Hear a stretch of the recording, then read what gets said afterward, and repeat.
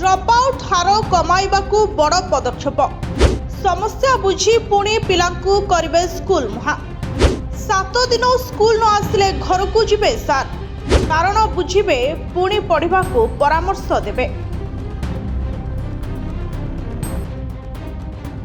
Dropout बाल्य विवाह और शिशु श्रमिक सृष्टि रोकवाकू राज्य सरकार नहीं बड़ निष्पत्ति। एने सबु डीओ एवं बीओ को चिठी करिछि प्राथमिक शिक्षा निर्देशालय। राज्य शिशु अधिकारी सुरक्षा आयोग को सुपारिश अनुसार एहाकू कार्यकारी कराजिबाकू थिबा बेले सठिक कार्यकारिता को नहीं रहिछि नजर। रायगड़ार गरीब झियो सुनी पढ़िबाकू इच्छा थाई भी कोरोना बेले नवमरू पाठ छाड़ी बापा मां को सह जाइथिला दादन। आउ कोरापुट नारायणपाटना चंपीकोट साहिर सुरेंद्र सारिका आर्थिक समस्या पाई अष्टमरू पाठ छाड़ी रोजगार रे लागिगले।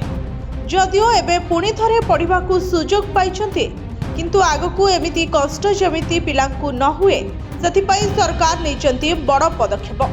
कारण पिला स्कूल बंद कले घरे पहुंची जिबे सार कारण बुझिबे एवं समाधान भी करिकि आसिबे।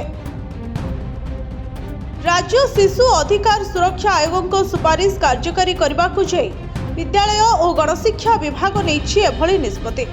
सबु जिला और ब्लॉक शिक्षा अधिकारी को होइछि चिठी। चिठी रे उल्लेख रहिछि जदि कोनोसी पिला 7 दिन स्कूल बंद करती ताहले स्कूल कर्तृपक्ष शिक्षक किंबा प्रधान शिक्षक संपृक्त छात्र अबा छात्रींकर घरे पहुंचबे।